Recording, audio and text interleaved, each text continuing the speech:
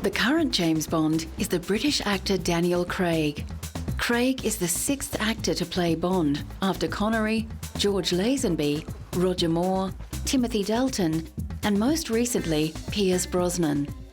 Craig breaks the mould for James Bond because he's the first blonde, but his masculine charisma more than qualifies him for the part. Craig's first Bond film, Casino Royale, returns to the very first Ian Fleming book, which details how the secret agent became the ruthless James Bond.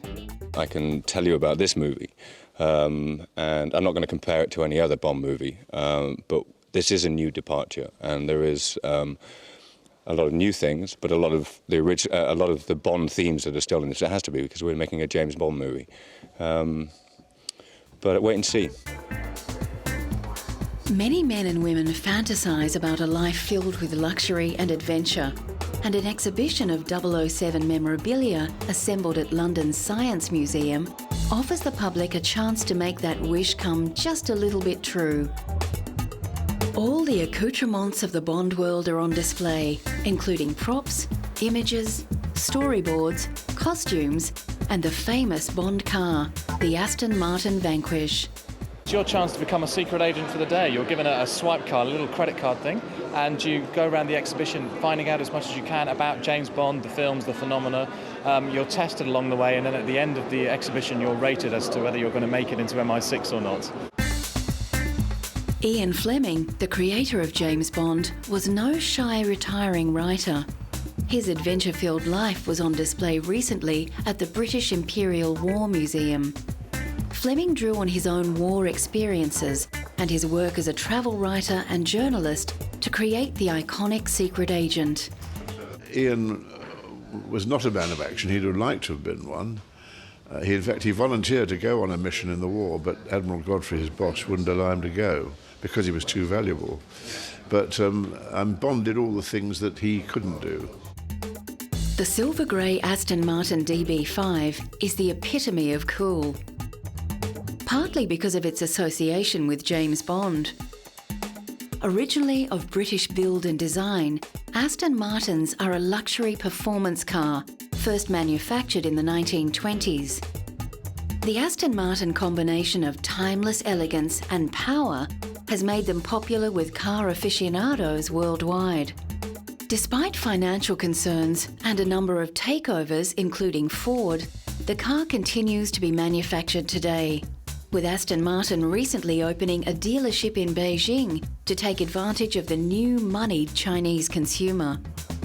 At a recent festival in Britain, 300 cars took part in a parade, driving past the Queen and Prince Philip.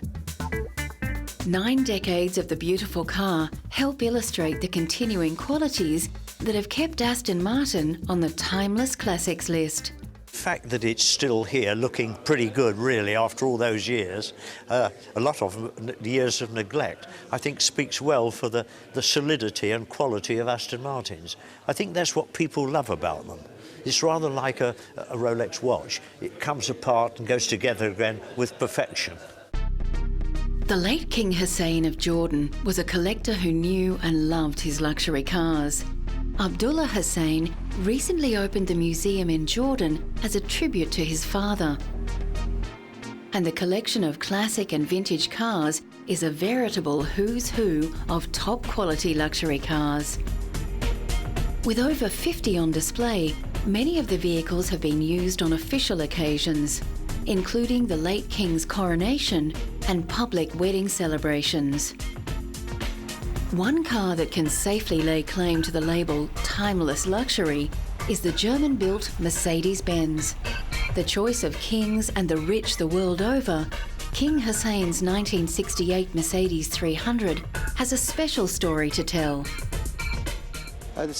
In this Mercedes, King Hussein survived a failed assassination attempt in Suela, and thank God no one was wounded and nothing happened to the car.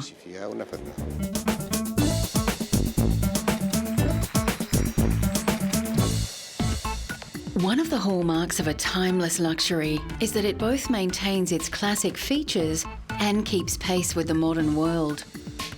Mercedes are prized for their design elegance and on-road performance. But Mercedes-Benz has also introduced many safety and technological innovations that have been incorporated into other cars.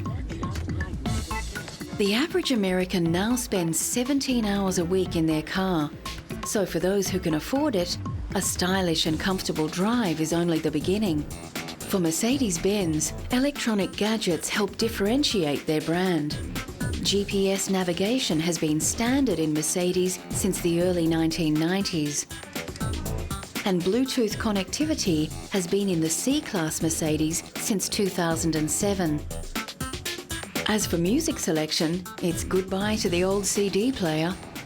We're seeing a lot of integration of obviously MP3 players. Everybody wants an integration kit to allow their iPod or their MP3 player to come into the car and to be controlled by the car, to be controlled easily using good menus, and that's where we're going most lately, as well as super fast hard drive-based navigation systems, which is new for 2009. Many of our cars now have no more DVD drive. They're running off of a hard drive, which gives you super fast directions, really quick calculation.